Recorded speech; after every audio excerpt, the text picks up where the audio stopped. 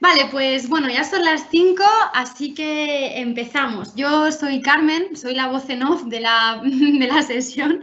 Pertenezco a la Everest University.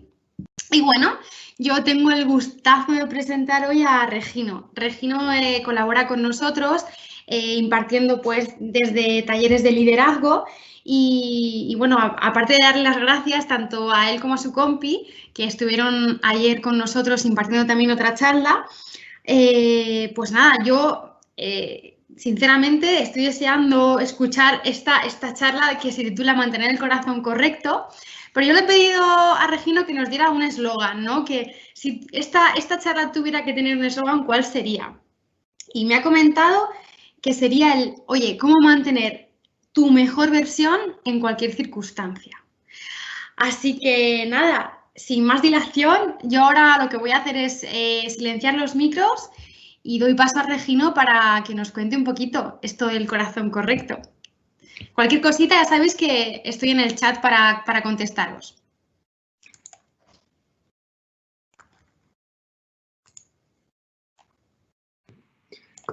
Ahí estamos. Estaba haciendo que muchas gracias, Carmen, perdonad que he empezado con el mute puesto directamente. Muchas gracias, Carmen, y muchas gracias pues, a la universidad y a People por invitarme a estar con vosotros este rato en esta charla. Supongo que algunos me conocéis porque afortunadamente para mí mucha gente de Everest ha pasado por los cursos de liderazgo, por el New Executives.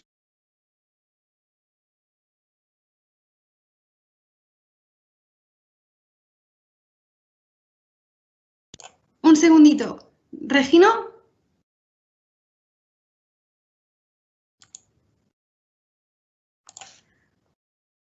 Ahora. Ahora sí, ahora sí. Sí, es que se pone y se quita. Espero que no se vuelva a quitar. No se ha oído nada de lo que he dicho hasta ahora, me imagino. Sí, totalmente. Lo único se ha quedado ahí como en la última parte de los cursos que has dado anteriormente, pero lo demás sí que te hemos escuchado. Vale, a ver si aguantas y no avisadme enseguida, por favor. Bueno, estaba diciendo eso, que para los que no me conozcáis, aunque por suerte para mí llevo muchos años trabajando para Everest o con Everest, pues deciros que llevo 10 años dedicándome al desarrollo de liderazgo, también a los procesos de counseling personal y que, bueno, antes de eso pues estuve 11 años en Accenture, como en consultoría estratégica, luego 5 años en Telefónica, pero la verdad es que mi verdadera vocación, cuando de verdad estoy disfrutando de mi trabajo, es ahora, en estos 10 años que me dedico al desarrollo de liderazgo, al desarrollo personal, como queráis llamarlo. Vamos a ver, ¿de qué me apetecía que charláramos un poquito hoy? Bueno, no sé si os lo han comentado, lo más cómodo quizás sea pues que yo charle, voy a intentar que sea durante media hora, una cosita así, un poquito más quizás, y que luego dejemos espacio para preguntas, para comentarios. Quizás lo mejor sea que vayáis poniendo cualquier pregunta que tengáis o cualquier comentario que tengáis en el chat y después, si Carmen nos hace el favor, pues me lo irá diciendo y intentaré contestar a todo lo que pueda o comentar todo lo que pueda. Si os parece, lo vamos a hacer así. No va a poder ser una conversación como cuando estamos en una sala, pero bueno, se va a parecer bastante. Efectivamente, hace un momentito cuando Carmen me decía que es esto del corazón correcto, me han dado ganas de contestarle, dame 2 minutos, pero cuento nada más empezar. Pero bueno, ella necesitaba un eslogan, por supuesto, y hemos hablado de eso, de mantener la actitud, de mantener nuestra mejor versión pase lo que pase. Esta frase del corazón correcto viene del Kyudo. Por cierto, es la primera vez que me atrevo a poner una foto mía en una presentación y encima la he puesto practicando Kyudo. O sea, había batido varios récords de exponer mi imagen.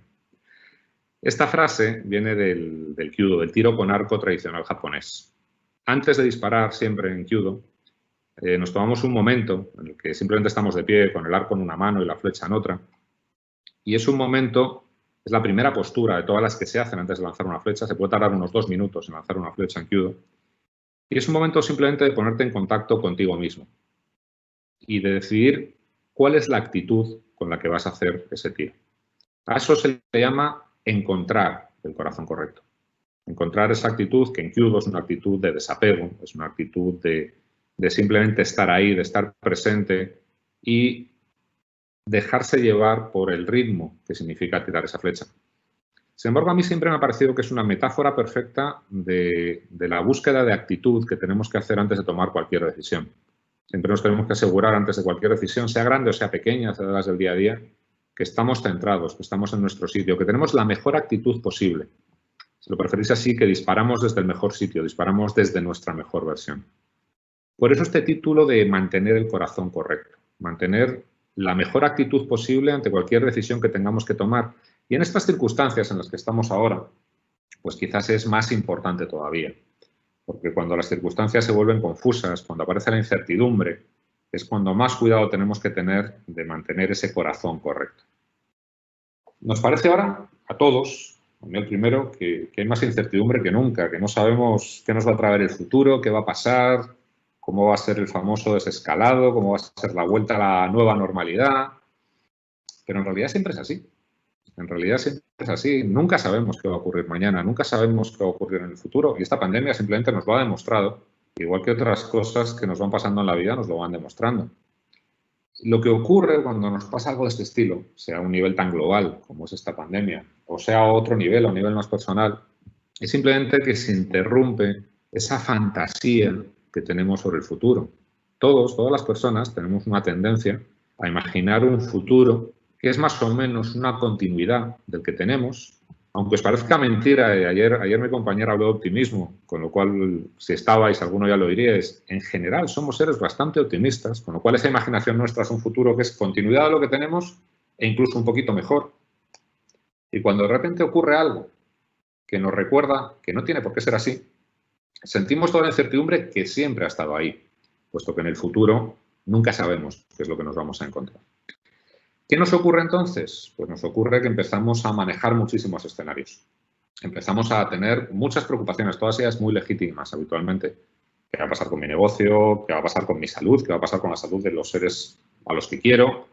Todo ello preocupaciones tremendamente legítimas, pero muchas veces esas preocupaciones acaban abrumándonos. Acabamos entrando en un estado de estrés porque son muchas las cosas que evidentemente no podemos controlar o que ni siquiera podemos influir en ellas. Para mantener el corazón correcto, me gustaría compartir con vosotros algunas pistas, por llamarlo de alguna manera, algunas cosas que a mí me funcionan y que sé que en general funcionan, que lo sé a través de la experiencia pues, del liderazgo y del desarrollo personal. Y eso es lo que me gustaría que tocáramos. Así que, si os parece, vamos a ir una por una. Perdóname la cosa, estoy intentando. Ahora sí voy a poder. Ahí estamos. ¿No? Ahora sí. Vamos a ir una por una, viendo qué podemos hacer para mantener ese corazón correcto, para mantener esa actitud. La primera es mantenerse en el lugar en el que verdaderamente podemos actuar.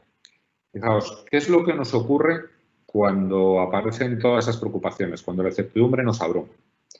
Lo primero es que empezamos a imaginar escenarios futuros. Empezamos a imaginar cómo actuaremos ante tal situación, cómo actuaremos ante tal otra, qué conversación mantendremos, qué discusión tendremos, qué haremos si ocurre tal cosa. Bien, todo eso, la neurociencia nos ha demostrado que produce el mismo desgaste de energía en el cerebro, es decir, el mismo gasto físico, que verdaderamente tener esas conversaciones. Me explico. Cuando nos dicen, imagínate una taza, se iluminan las mismas áreas del cerebro, digo se iluminan porque es lo que se ve en los medios de exploración, pero vamos, se activan las mismas zonas del cerebro que cuando realmente vemos esa taza. Cuando los deportistas utilizan esas técnicas de visualización para entrenar, se imaginan a sí mismos haciendo los movimientos, se activan en el cerebro las mismas áreas que se activarían si estuvieran de verdad ejecutando esos movimientos. Con lo cual el gasto energético es el mismo. Es decir, cuando entramos en una dialéctica interna, imaginándonos conversaciones, situaciones, nuestra actuación frente a esas situaciones, el gasto energético en el cerebro también es el mismo. Es decir, nos estamos desgastando como si eso de verdad ocurriera, como si de verdad estuviéramos enfrentando esa situación. Y todos sabemos que la mayoría de esas situaciones no pasan, pasan otras, pero no esas. Además, ¿qué es lo que nos ocurre? Sobre todo en tiempo de incertidumbre. Se nos activan las emociones de supervivencia. Las emociones de supervivencia son esas que a veces, por hablar pronto y mal, llamamos emociones negativas. Se nos activa la frustración, el miedo, la ira, el enfado, todo ese tipo de emociones. A mí me gusta llamarlas de supervivencia y no negativas porque tienen una función. Están ahí para algo, están ahí para ayudarnos de alguna manera. ¿Qué es lo que nos ocurre? Nos ocurre que las emociones no están ligadas al tiempo. Todos somos capaces de conducirnos, queriendo o sin querer, a una de esas emociones de supervivencia. Si no, haced la prueba. Acordaos de la última vez que alguien os enfadó, alguien dijo algo que os enfadó. Repetid en vuestra mente esa conversación durante un par de minutos y encontraréis que estáis enfadados. Las emociones no dependen del tiempo, dependen de nuestros pensamientos, de alguna que otra cosa más, pero por simplificar, de nuestros pensamientos. ¿Qué significa esto? Que esas emociones de supervivencia, que en general lo que generan en nosotros es una capacidad de respuesta, cuando a base de pensamiento, a base de dialéctica interna las mantenemos, generan fisiológicamente la misma respuesta, que es elevar nuestra presión arterial, es desplazar nuestra sangre a determinadas zonas del cuerpo, una serie de respuestas físicas. Pero esas respuestas físicas no encuentran salida, porque eso sencillamente no está ocurriendo, solo estamos pensando en ello, solo nos lo estamos imaginando. Bien, eso es la base del estrés. Y en estrés lo que tenemos es toda una serie de reacciones físicas que, entre otras cosas, y en estos tiempos es muy bueno tenerlo en cuenta, llevan a debilitar nuestro sistema inmune, llevan a que nuestras defensas estén más bajas. ¿Qué significa esto? Que si nos dejamos arrastrar y no estamos en el lugar en el que sí podemos actuar, sino que estamos pensando, imaginando, teniendo un diálogo interno, una dialéctica interna sobre lo que puede ocurrir, sobre cómo lo vamos a enfrentar, etcétera, etcétera, por una parte nos estamos agotando en algo que no existe todavía, o que existió en el pasado, que estamos recordando, y por otra parte estamos debilitando nuestro cuerpo. Estamos manteniéndonos en un nivel de estrés que nos va a pasar factura física en forma de cansancio y además nos puede pasar una factura física peor en una situación como la que estamos, que es tener las defensas, tener el sistema inmune más debilitado, las defensas más bajas. ¿Qué podemos hacer para mantenernos en el presente? Esto, los que habéis hecho algún curso de liderazgo conmigo, ya sabéis que la presencia es una de las cosas clave, ahora más todavía. ¿Qué podemos hacer, por tanto? Bueno, lo primero es decir que mantenerte presente es algo que se entrena, es un músculo que hay que entrenar. Mantener la atención donde tú quieres es un músculo que hay que entrenar. Me contaban el otro día que habéis tenido en Everest una serie de sesiones de mindfulness. Me parece una iniciativa fantástica, porque el mindfulness, aparte de otras cosas, de muchas más cosas, es un entrenamiento para mantener la atención donde uno quiere. Los que estemos más acostumbrados, pues lo tenemos un poquito más fácil. Esto es como si ahora hubiera que correr una maratón. Los que ya se han preparado la pueden correr. Los que no la hemos preparado, tenemos que esperar meses para poder correrla. Pero podemos empezar a entrenar, podemos empezar a dirigir nuestra atención. Yo quiero compartir con vosotros una técnica, a modo vamos a llamarlo de truco fácil, de truco rápido, que funciona muy bien. Sé que funciona muy bien por dos motivos. Uno, por experiencia propia, y dos, porque después de la experiencia, pues estuve buscando por qué eso funcionaba de esa manera y funcionaba así de bien. Me estoy refiriendo a llevar nuestra atención a las sensaciones del cuerpo. Yo solo experimenté en unos retiros que se hacen, un retiro que hice una meditación que se llama Vipassana. Retiros muy largos, de 10 días, en silencio, no hace falta hacer todo eso. Pero este tipo de meditación se centra precisamente en mantener la atención en las sensaciones que vas sintiendo a lo largo del cuerpo. Los que habéis hecho algo de mindfulness o algún tipo de meditación, habéis oído hablar de los body scan, están basados en esto también. Yo cuando lo hice, pues me di cuenta de que efectivamente mantener la atención era más fácil, mantener la atención en las sensaciones del cuerpo, para mí era más fácil que otras técnicas de concentración que había probado, como mantener la atención en una vela o en la respiración o en otro tipo de cosas. Técnicas hay muchas y lo mejor cada uno es encontrar la que mejor le venga. Entonces investigué un poquito, porque esta técnica a mí me funcionaba también y descubrí algo muy curioso. Resulta que las áreas de la corteza cerebral que utilizamos para mantener la dialéctica interna, esa a la que hablábamos antes, la que nos puede provocar ese estrés y ese desgaste, son las mismas áreas que utilizamos para dirigir nuestra atención a las sensaciones en el cuerpo. Es decir, es físicamente imposible prestar atención a si sientes en la mano un picor, un cosquilleo, lo que quiera que sientas, un poquito de aire que pase. Es físicamente imposible estar pendiente de eso y a la vez mantener una dialéctica interna. Por eso esta técnica funciona así de bien. ¿Qué os recomiendo que hagáis, por tanto, para mantenernos en el lugar donde podemos actuar y evitar todo ese estrés que nos puede debilitar mucho en estos momentos? En primer lugar, desde un punto de vista muy racional, darnos cuenta de que efectivamente tenemos la capacidad de prestar nuestra atención a lo que queramos, aunque nos cueste, pero es bueno pararse un minuto a desapegarse, a darse cuenta de que nuestros pensamientos son un producto nuestro, no somos nosotros, con lo cual podemos elegir en qué pensamiento centrarnos. No se trata de evitar pensar, es imposible evitar pensar, de hecho. Se trata de decidir en qué pensamiento pones la atención. Una vez hecho eso, intentad durante 5 minutos dirigir vuestra atención a lo que sentís en distintas partes del cuerpo, en un orden determinado, el que queráis. Podéis decir la cabeza, los hombros, el pecho, los brazos, las piernas, o de abajo arriba, lo que queráis. Se trata de estar unos segundos en cada una de esas zonas que hayáis decidido. Simplemente intentando estar muy atentos a qué sientes físicamente en la piel de esa zona. Os distraeréis más de una vez por minuto, es normal. No os castiguéis por ello, no os enfadéis con vosotros mismos, es lo normal. Simplemente cuando os hayáis distraído, volvéis. Me he ido, estoy otra vez dándole vueltas a la conversación de mañana o al problemón este que nos ha causado el no sé qué. Vuelvo, ¿qué estoy sintiendo en la mano? Poco a poco veréis que los ratos que sois capaces de permanecer centrados en lo que sentís en la parte del cuerpo que toque, son más largos y que eso detiene los otros pensamientos. Con hacer eso durante unos 5 minutos suele ser suficiente para dejar esa dialéctica que nos estaba causando estrés atrás. Para mantenerlo, salvo que estemos muy entrenados en mindfulness o en meditación y seamos capaces de prolongar mucho ese rato en el que estamos pendientes de nuestras sensaciones, lo cual es ideal, pero si no tenemos ese tiempo o no tenemos tanto entrenamiento, lo ideal es, pasados esos 5 minutos, meternos en una actividad que requiera mucha presencia. Una actividad que puede ser tanto laboral, tanto profesional, quiero decir, como de otro tipo. Pero algo que verdaderamente nos centre.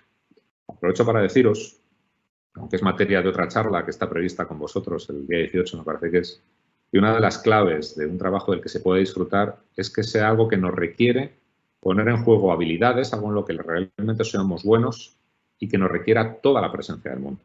Con lo cual, procurar elegir una actividad que verdaderamente requiera esa presencia o requiera estar así de atentos. Si lo hacéis cada vez que os metéis en esas dialécticas, todos nos metemos en esas dialécticas que nos desgastan, pues comprobaréis que somos más capaces de permanecer en ese lugar en el que sí podemos actuar, con lo cual reduciremos el estrés, con lo que eso tiene de beneficio de cara a no estar tan cansados, a nuestra salud, a nuestro sistema inmune. ¿De acuerdo? Bueno, pues esta era la primera propuesta que os quería hacer. ¿Cuál es la siguiente de la que me gustaría hablar? Bueno, pues en estos momentos en los que nos toca estar un poquito distanciados, creo que es muy bueno que nos planteemos qué tipo de relación queremos mantener con la gente que es importante en nuestras vidas, tanto profesionalmente como a nivel un poco más personal. Todos estamos hablando siempre de redes, todos estamos hablando de cómo mantener nuestro networking o nuestra red, sea de trabajo, sea de amistades. Las redes sociales también tienen ese concepto de red, pero lo cierto es que la rama de la psicología que estudia el bienestar, que es la psicología positiva, nos dice que lo fundamental para nuestro bienestar es tener una serie de personas, una red de soporte con la cual podamos hablar de temas de verdad. No voy a insistir mucho en este punto porque creo que se entiende con mucha facilidad. Simplemente os propongo que penséis las conversaciones que tenéis, tanto en el trabajo como fuera del trabajo, que tienen que servir para que sintáis que pertenecéis a una comunidad y que las personas a las que apreciéis pertenecen a esa misma comunidad. Pensad hacia dónde las dirigís. Y os invito a que pensemos en dos conceptos opuestos. Un concepto es el de intimidad. Es decir, nuestra capacidad para hablar de temas que de verdad son internos nuestros y son importantes para nosotros. No tiene por qué ser desgracias. A veces cuando hablamos de esto parece que buscamos un hombro para llorar, ¿no? Pueden ser esperanzas, pueden ser cosas que nos alegran, pero que son verdaderamente importantes y que son sobre todo auténticas, genuinas, lo que de verdad nos importa. El concepto contrario a este es el de extimidad, que es un concepto que se acuñó con el crecimiento de las redes sociales. La extimidad es cuando buscamos, y todos lo hacemos, yo también lo hago, por supuesto, cuando buscamos ese ángulo perfecto con la cámara para sacar una foto donde muestra un trocito muy pequeño de nuestra vida que queremos que vea mucha gente. A veces lo hacemos por motivos profesionales, a veces lo hacemos porque nos apetece. Y está perfecto, no hay nada de malo en ello. Es lo que colgamos en Instagram, en Facebook, en LinkedIn, no hay nada de malo en ello. La cuestión es que eso no genera las conexiones que necesitamos para emocionalmente sentirnos rodeados de personas que de verdad nos importan. Con lo cual, la invitación es a que conversemos. Os recuerdo cosas que decimos en los programas de liderazgo cuando hablamos de que el liderazgo es una relación y es una relación basada en la conversación. cualquier relación se basa en la conversación. Nuestra relación con alguien es tan buena como la conversación que seamos capaces de tener con esa persona. Y eso rara vez se hace desde esos términos de estimidad, de mostrar un trocito interesante de tu vida, sino de mostrar mucho más. Y siempre, para que eso ocurra, necesitamos operar desde la curiosidad. Y aquí me gustaría, además, insistir en algo en particular. En un momento en el que tanta gente, todos nosotros incluidos, tiene que tomar tantísimas decisiones cruciales, es muy fácil caer en la crítica de esas decisiones. Es muy fácil criticar, os juro que no hay ningún tinte político en lo que voy a decir, es muy fácil criticar al gobierno, criticar a la oposición, criticar a una autonomía, criticar a otra, criticar a un responsable por las decisiones que se toman. Dentro de una empresa es muy fácil criticar cualquier decisión que se tome de desescalado, de vuelta a la nueva normalidad, de lo que sea. Os invito a que no generemos ruido innecesario. Y la manera de no generar ruido innecesario que causa estrés y causa impactos negativos en las personas que nos rodean es preguntarnos esa decisión que no entendemos y que estaríamos dispuestos a criticar, ¿de dónde ha venido? En el momento que introducimos la curiosidad, desaparece la crítica, desaparece la acritud y podemos tener una conversación mucho más positiva acerca del tema que sea un tema en el que verdaderamente estamos involucrados, como puede ser nuestra vida o nuestra empresa, o sean temas de nuestra sociedad donde no tenemos tanta influencia, pero evidentemente tenemos derecho a opinar, pero siempre desde ese punto. Continuamos con el segundo, llevamos la presencia, el estar donde tenemos que estar y llevamos el mantenernos en una comunidad y no en una red. El siguiente tema que os propongo está relacionado con ser capaces de segmentar el tiempo. Esto aplica en realidad a cualquiera que trabaje fuera de una oficina, que trabaje en remoto. Yo llevo 10 años trabajando en remoto porque habitualmente cuando organizamos los programas con mis compañeros estamos cada uno en un sitio. Ahora todo el mundo, muchísima gente, estamos trabajando en remoto. Unos estábamos más acostumbrados, otros menos. Yo no sé si habéis tenido esa sensación que a veces ocurre en estas circunstancias de que el tiempo se convierte en un continuo. Por más que te fijas un horario o que tienes claro que hoy es lunes y no domingo, sientes que el tiempo se ha vuelto un continuo y eso te empieza a abrumar. ¿Por qué funciona esto así? Veréis, nuestro inconsciente no funciona con mensajes racionales como hoy es lunes o son las 5:15 o son las 7 y ya me toca cortar y ponerme con mi familia, con mis hijos, con lo que sea. Nuestro inconsciente funciona con símbolos siempre. Y muchas veces esos símbolos en nuestra vida cotidiana no nos damos cuenta de cuáles son. Cuando los analizamos nos damos cuenta a lo mejor que todos los días al llegar a la oficina lo primero que hacemos es cogernos un café, por ejemplo, o echar un vistazo rápido a las noticias y ya empezamos a trabajar. O nos bajamos del autobús una parada antes para caminar un trocito. Esas cosas que nos salen casi espontáneas, nuestro inconsciente es capaz de registrarlas como símbolos, como rituales de que algo está pasando. Y es lo que verdaderamente nos marca el cambio de tiempo. Cuando se alteran por completo nuestras costumbres, como nos ha pasado ahora, a veces conscientemente necesitamos incorporar nuevos rituales. Son rituales que informan a nuestro inconsciente de que ahora es momento de estar con la familia, ahora es momento de estar en el trabajo, ahora es momento de estar con uno mismo, ahora es lunes o ahora es festivo. Si tenéis esa sensación de tiempo que abruma, de tiempo continuo, que no sabes dónde empieza y dónde acaba, os sugiero que os inventéis rituales que marquen esos momentos, tanto para el ocio como para el trabajo.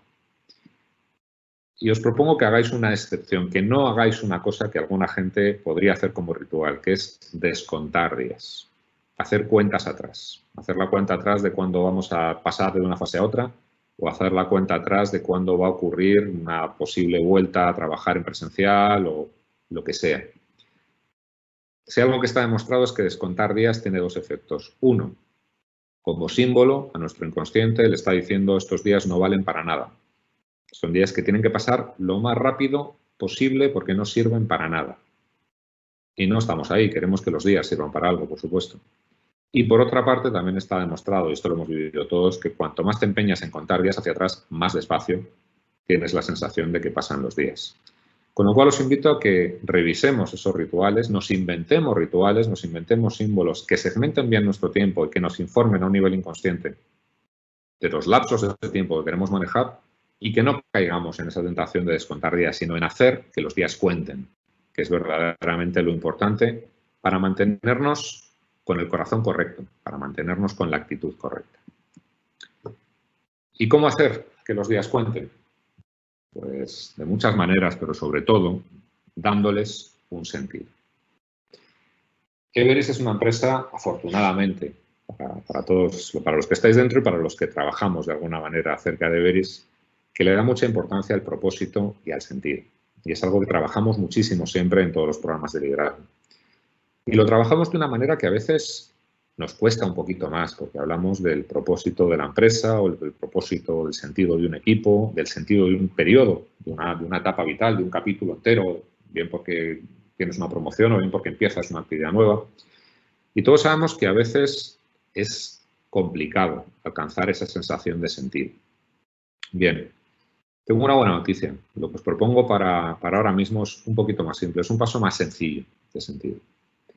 Lo primero es recordar que el sentido que tiene cualquier situación nunca está en la situación. Está en nosotros. La situación por sí misma no tiene ningún sentido. El sentido es siempre algo que elegimos.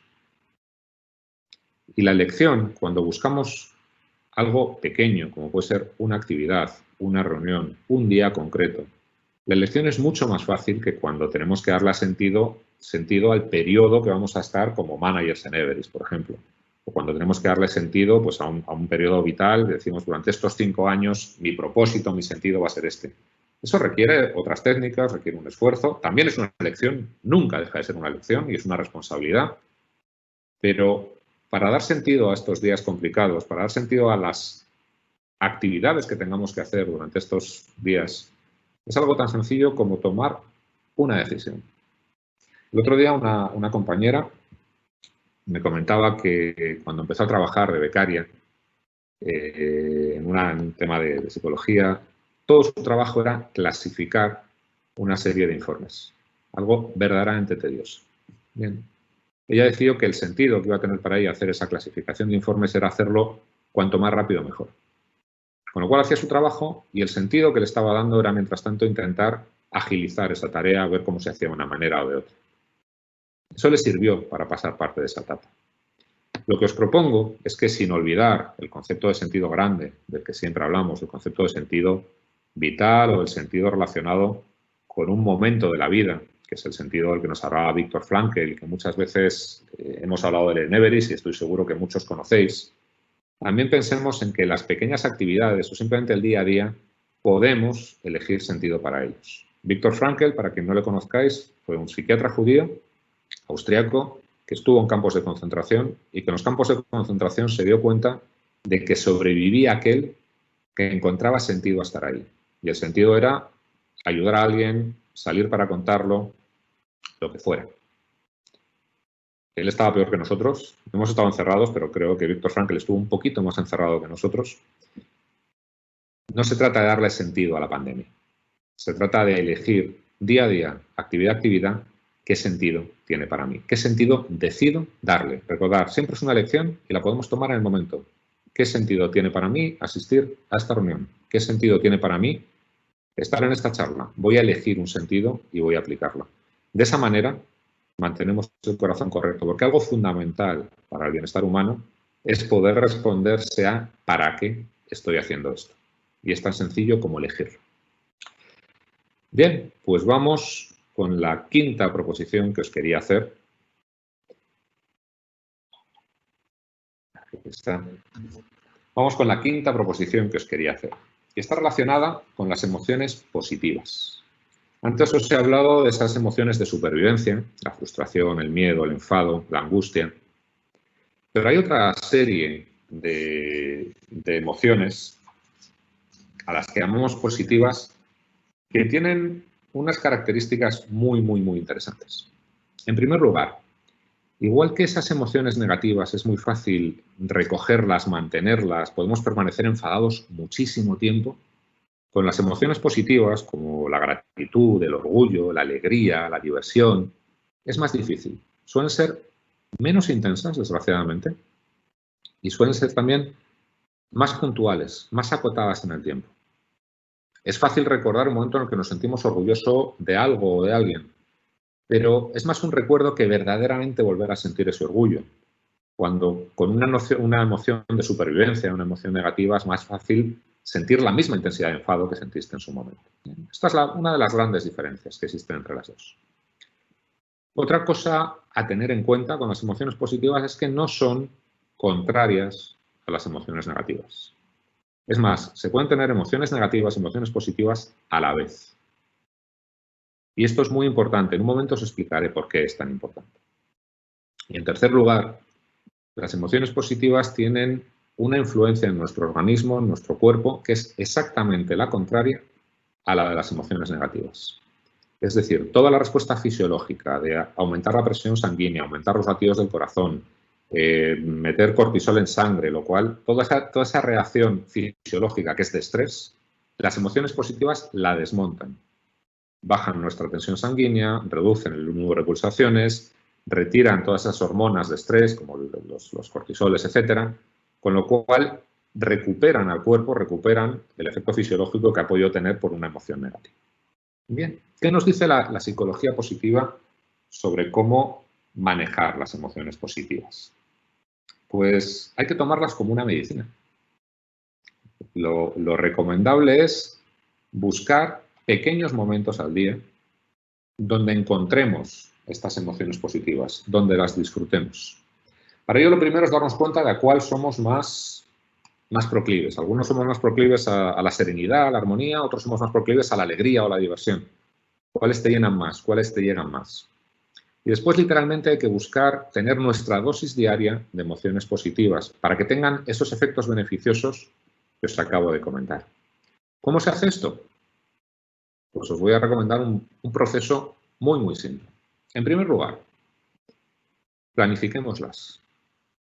Es decir, si sabemos que oyendo un poco de música alegre nos ponemos un poquito a bailar y sentimos diversión, reservemos 10 minutos al día para hacer eso. Y que nadie diga no tengo 10 minutos. Todos tenemos 10 minutos al día. La cuestión es ponerlos ahí y darles la importancia de vida. Pensar que es tan importante, tomáoslo como efectivamente tomar una medicina. A lo mejor otros pues somos más proclives a la serenidad, a la armonía, y lo que tenemos que buscar es un momento donde nos podamos relajar, quizás también con música, pero una música más suave, o mirando por la ventana, o cada uno a su manera. Planifiquemos eso. No hace falta más de un par de veces al día, no es necesario nada más. Pero si lo incorporamos en nuestra agenda, estaremos recibiendo esa dosis de emociones positivas con ese efecto bueno tanto en nuestro organismo como en nuestra psique. Y por otra parte, mantengámonos abiertos. Todos los días nos puede entrar alguna pequeña sorpresa en el sentido de algo que podemos disfrutar. Con lo cual, cuando eso ocurra, tomémonos el momento para disfrutar. Eso nos lleva directamente al segundo paso. Tanto si ha sido planificada esa emoción positiva, como si es simplemente algo que ha llegado, para que de verdad sirva, tenemos que dar dos pasos. En primer lugar, lo que llamamos inducir. Es decir, pararnos. Pararnos y centrar nuestra atención en eso que nos puede provocar esa emoción positiva.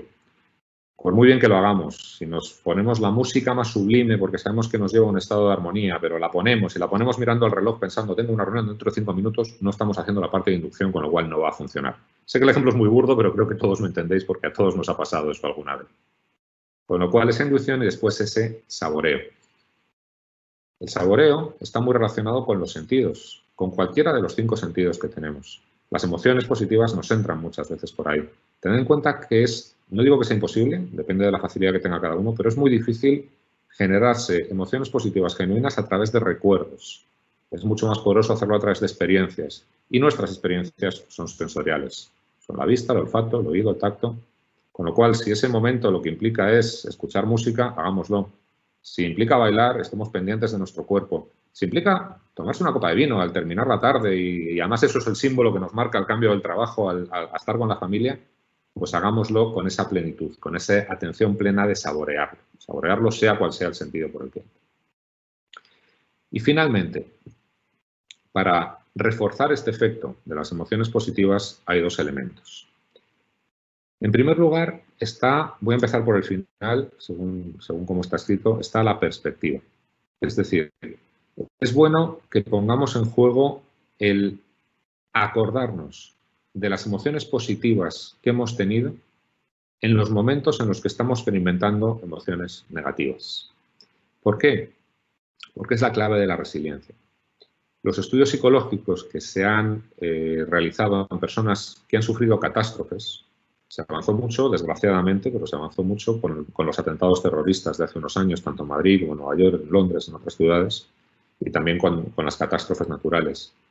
Con eso se ha demostrado que las personas más resilientes, es decir, las que más rápido se recuperan de un momento adverso, son las que son capaces de encontrar una emoción o varias emociones positivas a la vez que experimentan las negativas. Es decir, por ejemplo, en los ataques terroristas, las personas que estaban viviendo ese horror, con todo el miedo, con toda la ira, con toda la frustración, pero que a la vez eran capaces de conectar, por ejemplo, con el orgullo de pertenecer a una nación, a una ciudad, a un grupo, a lo que sea. Orgullo es una emoción positiva. O que experimentaban la admiración por las personas que estaban ayudando a los demás. La admiración es una emoción positiva. Las personas que reportaban haber sentido eso a la vez, el miedo, la ira, la frustración y ese orgullo o esa admiración, coinciden casi al 100% con las personas más resilientes, con las personas que primero superan el trauma. Con lo cual, la perspectiva es cuando estamos sometidos a una emoción de supervivencia, una emoción negativa, por cualquier circunstancia personal o profesional, intentemos deliberadamente encontrar una emoción positiva que se puede tener a la vez. Os lo decía antes y por esto era importante el saber que se pueden tener a la vez. Nuestra capacidad de recuperación será mucho mayor. Y por último, la gratitud. Todos hemos oído hablar y sabemos que es importante y es bueno, muy bueno que nos lo recuerden, el estar agradecidos al hecho de tener un trabajo, de tener un techo, de tener comida, de tener una familia, de tener gente que nos quiera. Claro que hay que estar agradecido a eso. Pero ¿sabéis lo que ocurre? Que el ser humano es uno de los animales más adaptables de todo el planeta, en todos los sentidos. Y hay un tipo de adaptación que llamamos adaptación hedonista. ¿Qué significa esto? Lo voy a decir de la manera más popular de decirlo. Si es que a lo bueno se acostumbra a todo el mundo muy rápido. ¿Verdad que habéis oído esa expresión? Bueno, pues es cierta. La adaptación hedonista es que por más que racionalmente pensemos, soy muy afortunado porque tengo una casa. Como tenemos una casa continuamente, muchas veces no encontramos la conexión que de verdad nos lleva a una emoción positiva. A lo mejor necesitamos un shock, a lo mejor necesitamos ver a alguien que lo está pasando muy mal y entonces cuando dices, uff, qué afortunado soy. Pero en el día a día es más difícil. Es mucho más poderoso para ponerse en conexión con las emociones positivas y que nos ayuden a mantener el corazón correcto del que estamos hablando.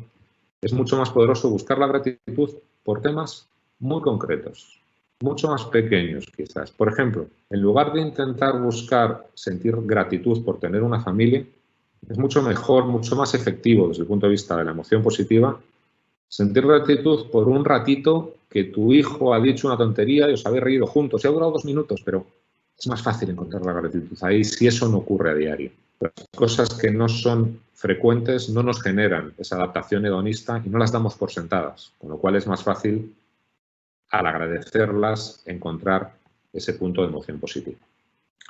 Bien, estos 3 pasos son los que nos permiten estar mucho más en contacto con esas emociones positivas y de esa manera contrarrestar el estrés y contrarrestar las emociones negativas o las emociones de supervivencia y mantener el corazón correcto. Solo una cosa más y con esto ya termino. A veces me pasa, a veces en los talleres, en los cursos, hago un experimento y pregunto a la gente por las emociones. Suele ocurrir que la mayoría de la gente es capaz de decir muchas más emociones negativas, y las dice primero además, que emociones positivas, donde a veces nos atascamos. Pues si a alguien le ayuda, os diré que el padre de la psicología positiva, Martin Seligman, decía que hay en realidad 10 emociones positivas. Bueno, os las voy a leer, confieso que las tengo apuntadas por si se me olvida alguna. Alegría, gratitud, orgullo, serenidad, diversión, esperanza, admiración, interés e inspiración. Estos son 9. El amor es la 10ª, pero el amor hay quien se cuestiona si es una emoción positiva o es algo mucho más grande y que debería ser tratado aparte. Da igual, no importan las listas, no importan las teorías. Simplemente quería leeroslas para que reflexionéis sobre cuáles son aquellas emociones positivas de las que os sentís más cercanos y penséis en qué maneras durante el día podéis conectar un ratito con ellas. Esas pequeñas dosis que nos sirven como una medicina para mantener lo mejor posible nuestra mejor versión, nuestra mejor actitud, nuestro corazón correcto, como diríamos en el Cube. Y hasta aquí lo que me apetecía contaros, lo que quería que habláramos. Mi deseo, mi esperanza es que seamos capaces todos de mantener esa buena actitud, de mantener el corazón correcto. Y por mi parte ahora ya solo daros las gracias y dejar el ratito que queráis, yo no tengo prisa, os lo prometo, para cualquier comentario, para cualquier pregunta que queráis hacerme. Si me echas una mano con eso, Carmen, te lo agradezco mucho. Muchísimas gracias a todos. Justo, muchísimas gracias por todo lo que nos has enseñado. La verdad es que son mensajes que a mí particularmente, y pienso que es extensible a todos, nos vienen muy, muy bien. Bueno, como ha comentado, en el chat ahora, si os apetece poner cualquier duda que tengáis, cualquier cosita que queráis preguntar, es el momento. Yo estoy aquí un poquito para hacerle llegar a Regino las dudas que tengáis y cualquier cosita. Así que si queréis poner por el chat, vale, voy a poner por aquí.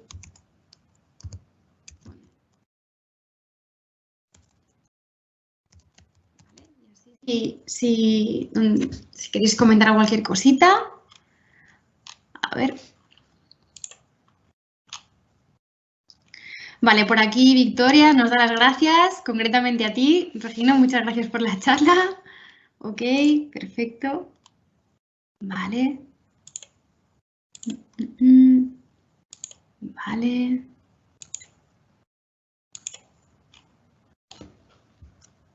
Carolina también.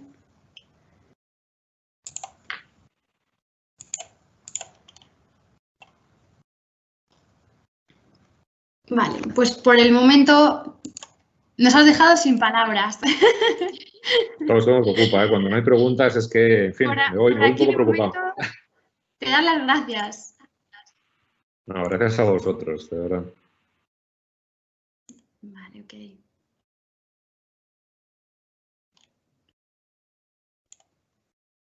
Vale, por aquí Victoria nos comenta si podrías, por favor, repetir las emociones positivas, el listado que nos has dado. Sí, por supuesto. Pues has dado de nuevo. Alegría, gratitud, orgullo, serenidad, diversión, esperanza, admiración, interés, inspiración y amor. Esas son las 10 que la teoría más aceptada de la psicología positiva pone. También hay otros profesionales y otros autores que dan listas infinitamente más largas. Vale. Como inspiración para encontrar las nuestras, las que de verdad nos llegan. Ok, por aquí José Manuel nos dice que entiende mucho a Regino, que él hace karate y los valores de karate, así como la forma de sentir internamente la energía, es lo que te hace sentir al 100% y con un corazón sano y fuerte. El bushido, el camino del guerrero, está plagado de eso. Y todas esas artes marciales cuyo nombre termina en do significa camino en japonés, pues comparten muchos principios, como es el kyudo, como es el karatedo, como es el taekwondo, todas ellas, el kendo, comparten eso, así que no me extraña que se haya sentido identificado. Y también María Luisa nos dice que ¿qué podemos hacer cuando entramos en un punto en el que nos sentimos atrapados por emociones negativas? ¿Qué podemos hacer? A ver, lo mejor es aplicar el primer punto que he comentado. Y insisto, requiere entrenamiento. A veces cuando te dicen eso, dices, sí, claro, qué fácil. Cuando te cuenta que te lo digan a ti cuando estás enfadado. Eso es porque requiere entrenamiento. Hay que pensar que nuestra mente es una máquina de producir pensamientos y emociones. Continuamente está produciendo pensamientos y emociones. Además, las emociones desencadenan pensamientos y los pensamientos desencadenan emociones. Tenemos las dos vías abiertas. A partir de cierta edad, tenemos las dos vías abiertas. ¿Qué significa esto? Que para evitarlo, lo que necesitamos para pararlo, necesitamos llevar nuestra atención a otro sitio.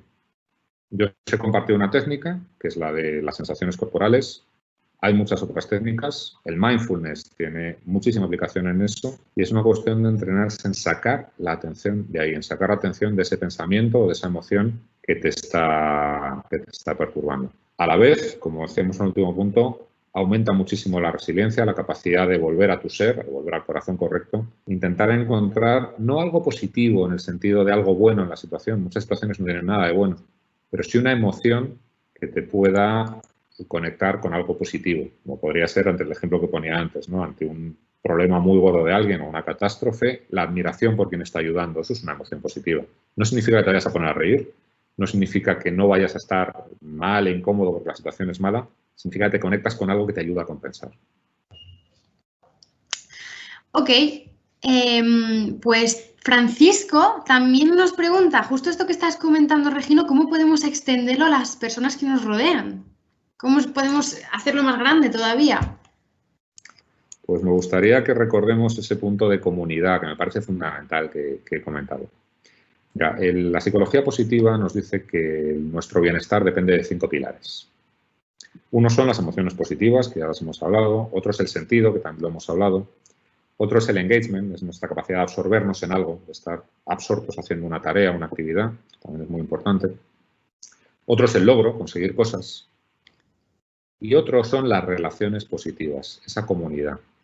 Y eso solo se consigue teniendo conversaciones de verdad con las personas que queremos que formen esa red o que ya forman esa red. Con lo cual, la forma de extenderlo es esa, es hablar de lo que verdaderamente nos importa y tener conversaciones. Recordemos que la calidad de nuestras relaciones es la calidad de nuestra conversación. Es verdad. No sé si va por ahí la pregunta, es como yo lo he entendido. Si no te referías a esto, por favor, coméntamelo. Perfecto. Luego también por aquí Estela nos dice si podremos, por favor, recomendarle algún libro para que trabaje su actitud positiva. Su actitud positiva, wow. Es que, a ver, mira, os recomendaría, si queréis ver eso, que veáis o algún libro, el título no me viene ahora mismo a la cabeza, pero si lo ponéis en Google saldrá inmediatamente, o alguna charla TED que también las tiene de Martin Seligman.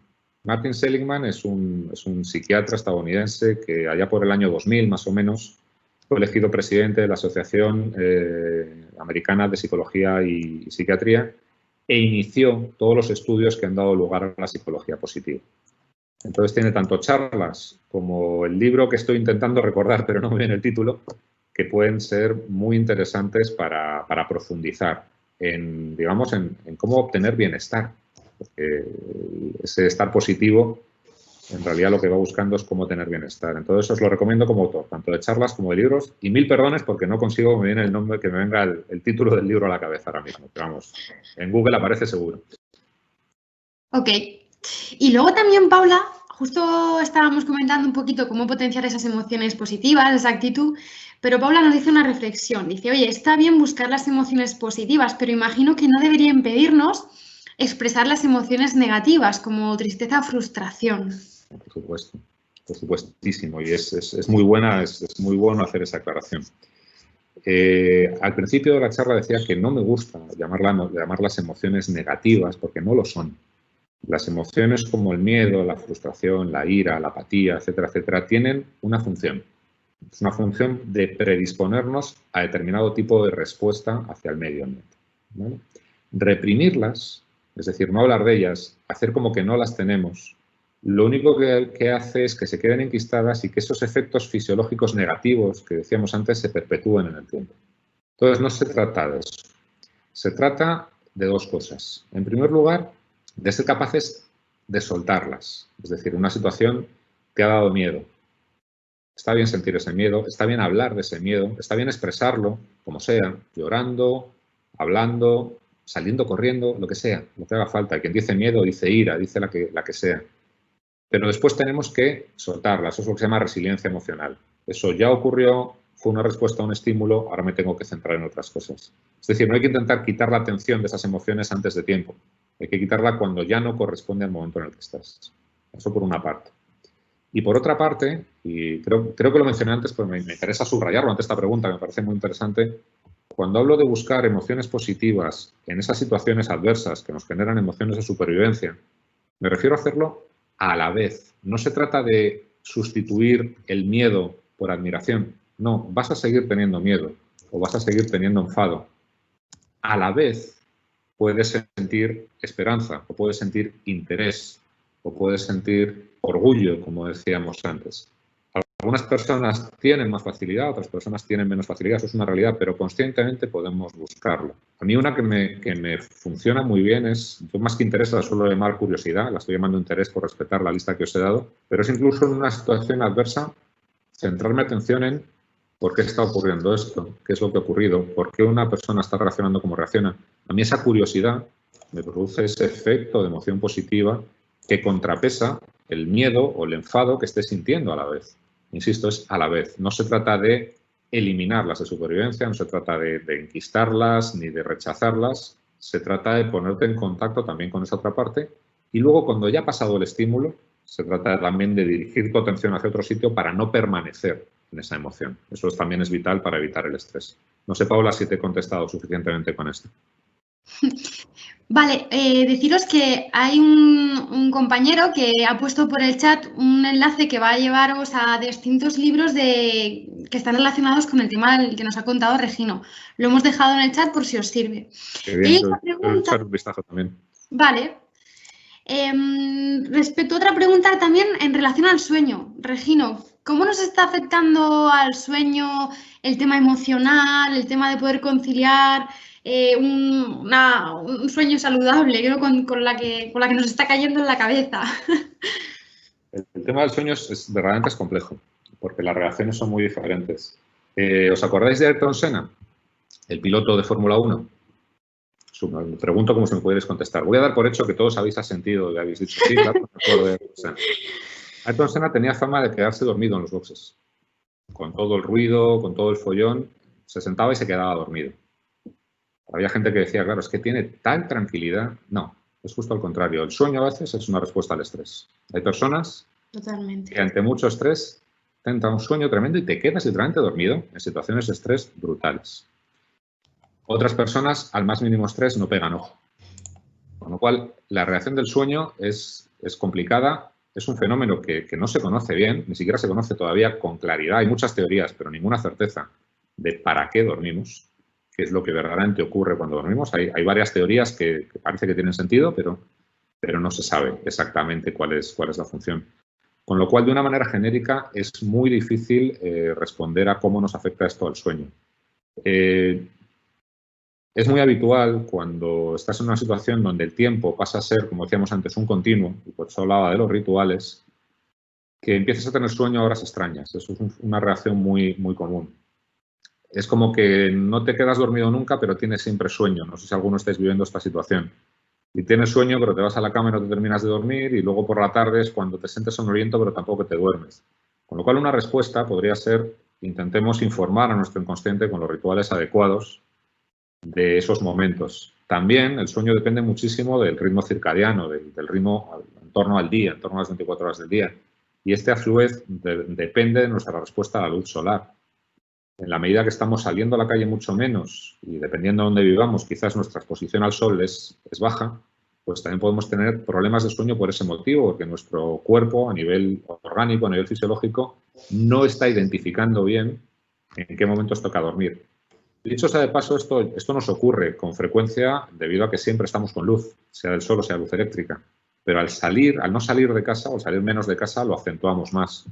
Y eso también puede producir ese efecto de, la verdad es que ya no sé si tengo sueño y no me duermo o no me duermo porque no tengo sueño. Con lo cual, a nivel genérico, y desde lo que yo sé, lo único que se puede recomendar es el tema de los rituales, de esos símbolos que nos informen de ahora es momento de irse a dormir. Eso incluye pues, determinadas actividades, no hacerlas en el dormitorio, porque tu inconsciente lo asocia a estar activo, ya sea estar con el portátil. A veces es muy difícil, depende de qué casa tengas. Yo cuando están mis hijos conmigo, me voy a trabajar a mi habitación o no hay quien trabaje. En fin, cada uno tiene que adaptarse a sus circunstancias. Y después, el tema de la luz solar, pues en la medida que sea posible, es bueno recibirla para poder ayudar a regular de una manera natural ese ritmo circadiano. Pero insisto, es muy de cada uno y algunos como Ayrton Senna nos quedaremos dormidos por las esquinas ante el estrés y otros no conseguiremos pegar ojo. Siento no poder aportar mucho más en ese tema. Sí, bueno, pero al final yo creo que es muy útil el hecho de intentar separar, al igual que lo hacemos con los espacios físicos de la casa, nuestra cabeza, ¿no? Y si solemos teletrabajar en este momento en una sala en concreto, pues que esa sala sea la de teletrabajar y no la mezclemos a lo mejor con una sala más destinada al descanso o a la relajación quizá, ¿no? Sí, esto forma parte de esos símbolos que el inconsciente entiende. Es decir, que a diario nos damos cuenta, pero salimos de una oficina y nos metemos en el coche o en el transporte público, nos damos un paseo. A lo mejor tenemos una costumbre tonta de entrar a una tiendecita a comprar algo o cualquier cosa así, o al llegar a casa hacemos una cosa y eso está informando a nuestro inconsciente de toca relajarse. Eso es. Cuando estamos metidos en casa y no hacemos nada de eso, nuestro inconsciente no recibe ese mensaje y hay que sustituirlo. Una manera de sustituirlo es lo que tú estabas diciendo, aislar espacios en la medida de las posibilidades de cada uno. Otra puede ser un pequeño ritual que te inventes del momento de descanso, que pueda ser desde cambiarte de ropa a cualquier cosa que se te ocurra hacer y que evidentemente esté asociada y tenga un sentido hacia el ir hacia más relax o ir hacia más actividad. Es una manera, desde luego, que es útil de abordarlo. Lo que quería decir es que no es todo. Hay más cosas que pueden estar influyendo en el momento que hablamos del sueño. Perfecto. Ya también una de las últimas preguntas que nos han puesto por el chat es que a veces las emociones negativas nos están tratando de dar algún tipo de información y que entramos en bucle analizándola y no logramos dar con esa información que nos están dando. ¿Cómo podemos saber qué información o qué mensaje me está dando a mí cuando yo siento una emoción negativa? ¿Qué estrategias podemos tener para escucharnos? Esa pregunta también es tremendamente poderosa. En primer lugar, dice claramente algo que estábamos diciendo desde el principio. Lo ideal es llamarlas emociones de supervivencia, no negativas, porque están ahí para darnos una información, efectivamente. Una información generalmente relacionada con nuestra supervivencia. Algo va mal, algo nos amenaza. Algo amenaza o físicamente o amenaza nuestro bienestar. Con lo cual, por eso es importante escucharlas, vivirlas y expresarlas. ¿De acuerdo? Después, ¿cómo leerlas? Aquí entramos en un territorio tremendamente complejo. A veces la lectura está en el cuerpo. ¿Nos os ha pasado que empiezas a tener algún músculo medio contraído? Empiezas a sentir algún dolorcillo y tardas unos días incluso en darte cuenta de lo que hay detrás de eso es un enfado o es cualquier otro tipo de emoción de supervivencia. A veces no sabemos por qué estamos sintiendo algo. A veces una persona o una situación nos provoca un rechazo y ese rechazo se muestra con una emoción de supervivencia que puede ser asco, que puede ser miedo, que puede ser enfado, puede ser una inquietud, poner la emoción que queráis. Ahí pueden estar ocurriendo dos cosas. Puede estar ocurriendo una, que sea que nuestro sistema límbico, nuestro sistema más ligado a toda la parte emocional, está detectando algo que nuestro consciente está pasando por alto. ¿Me explico? De todos los inputs que recibimos de nuestros sentidos, solo un pequeño porcentaje pasan por nuestro consciente. El resto son filtrados, literalmente. Pero nuestro sistema límbico, el que regula las emociones, el que gestiona las emociones, sí los recibe. Por eso a veces entramos en una habitación y decimos, qué mal rollo. No hemos visto nada, conscientemente no nos damos cuenta de nada. Ese qué mal rollo lo ha podido provocar un olor, lo ha podido provocar algo que nuestros ojos han visto, pero nuestro consciente no se ha dado cuenta. ¿Vale? En otras ocasiones, y es muy frecuente, lo que ocurre es que la situación que nos genera esa emoción, lo que está haciendo es conectarnos con el pasado. Hay algún elemento común a una experiencia que en el pasado fue una amenaza o nos causó daño. Ambas cosas, sobre todo la segunda, requieren bastante introspección para darse cuenta. A veces requieren incluso, si es algo muy recurrente, algún tipo de ayuda, seguir algún tipo de técnica para profundizar ahí. ¿Vale? De una manera más del día a día, la única técnica que os puedo recomendar en ese sentido es, en primer lugar, ampliar la presencia, es decir, estar verdaderamente atento a cuáles son todos los elementos que están jugando cuando aparece esa emoción. Y en segundo lugar, el desapego. ¿Por qué el desapego? Porque normalmente cuando buscamos y no encontramos es porque estamos buscando algo concreto. Y para encontrar esto me decíais en la pregunta, tenemos que mirar sin buscar, porque puede ser cualquier cosa. Es más, si fuera eso que tenemos en mente, ya nos habríamos dado cuenta. Con lo cual es necesaria una apertura mucho mayor y un mirar hacia la situación sin buscar nada concreto. Es la única posibilidad, o una de las posibilidades más claras al menos, de que nos demos cuenta de qué está pasando. Sin juicios, al final, que es lo más importante. Exacto.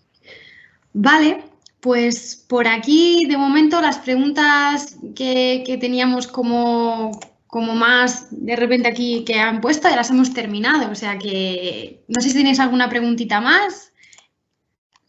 Si no, pues las preguntas por aquí de momento ya han finalizado, Regino. Muy bien, pues nada, por mi parte espero que os haya sido útil, que alguno de estas pistas o de estas posibles recomendaciones os ayude a mantener la mejor versión, mantener el corazón correcto en todas las decisiones que tomemos en el día a día. Y nada, agradeceros muchísimo este ratito a la universidad por organizarlo, a ti, Carmen, por estar aquí ayudándome, a Natalia también, que también ha estado ahí en el back office, y a todos los participantes por compartir este rato con vosotros. Muchas gracias. Eso es, muchísimas gracias. Gracias a ti por tenerte aquí con el corazón correcto, contándonos. Muchas gracias, de verdad. A vosotros.